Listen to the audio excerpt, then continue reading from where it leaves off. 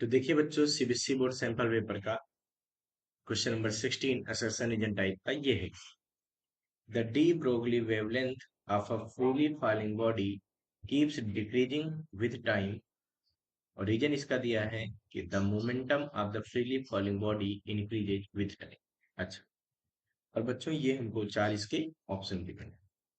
तो बच्चों अपने को पहले तो ये देखना चाहिए कि जो डी ब्रोगली वेवलेंथ है, उन्होंने कहा वो फ्रीली फॉलिंग बॉडी की क्या होती है, डिक्रीज होती है विद टाइम।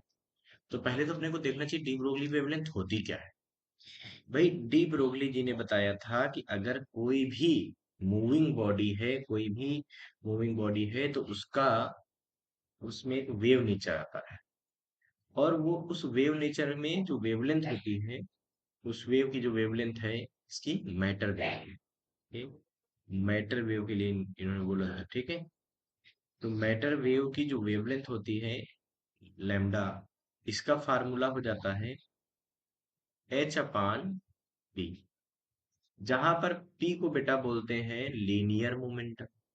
पी को क्या बोलते हैं, लीनियर मोमेंटम बेटा।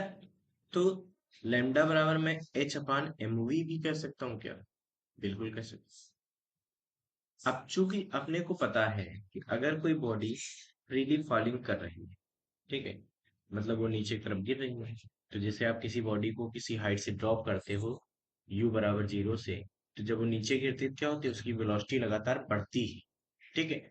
यहाँ पर आप ध्यान रखेंगे टर्मिनल वेलोसिटी तक नहीं जाएंगे, ठीक है, क्योंकि उसके बाद ये आंसर चेंज भी हो सकता है। तो नॉर्मल सिचुएशन की बात हो रही है, 10-20 मीटर से कोई बॉडी नीचे गिरा दी गई, जैसे जैसे बॉडी नीचे आएगी तो उसकी स्पीड लगातार क्या होगी, बढ़ेगी। वेलोसिटी बढ़ती है, v बराबर u प्लस जी टी से याद करो, है ना। तो लगातार उसकी स्पीड बढ़ेगी टाइम के साथ साथ, और जब टाइम के साथ साथ उसकी स्पीड बढ़ेगी तो v बढ़ेगा। तो बेटा आप सोचो इस इक्वेशन से, अगर जब v बढ़ेगा तो लैम्डा की वैल्यू क्या होगी, डिक्रीज होगी। इसका मतलब हम कह सकते हैं कि जो फ्रीली फॉलिंग बॉडी है उसकी वेलोसिटी लगातार बढ़ेगी, मतलब लैम्डा डिक्रीज होगा। तो ये हमारा जो असर्शन दिया है ये बिल्कुल सही है कि फ्रीली फॉलिंग बॉडी में टाइम के साथ साथ क्या होता है, लैम्डा डिक्रीज होता है। क्यों, क्योंकि हम इस इक्वेशन को ऐसे लिख सकते हैं एच अपान एम, और वी की जगह क्या लिख देंगे, यू प्लस जी टी। तो टाइम बढ़ेगा तो लैम्डा घटेगा, बिल्कुल सही बात है। अच्छा, अब दूसरी चीज हम यहाँ से देखते हैं बच्चों कि इन्होंने कहा momentum of freely falling body increases with time.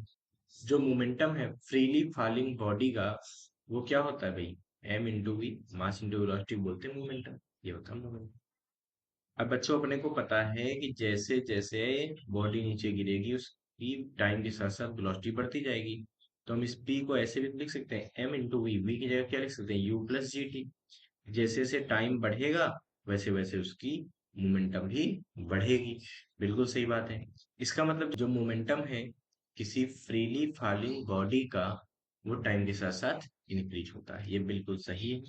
इसका मतलब इसका असर्शन भी सही है और रीजन भी सही है। जो रीजन है वो करेक्ट एक्सप्लेनेशन है असर्शन का। तो असर्शन भी सही है, रीजन भी सही है, और ये इसका एक्सप्लेनेशन भी है। यहाँ पे ए ऑप्शन बिल्कुल करेक्ट होगा, ठीक है। So A option will be correct. इसको फटाफट नोट कर लीजिए बच्चों।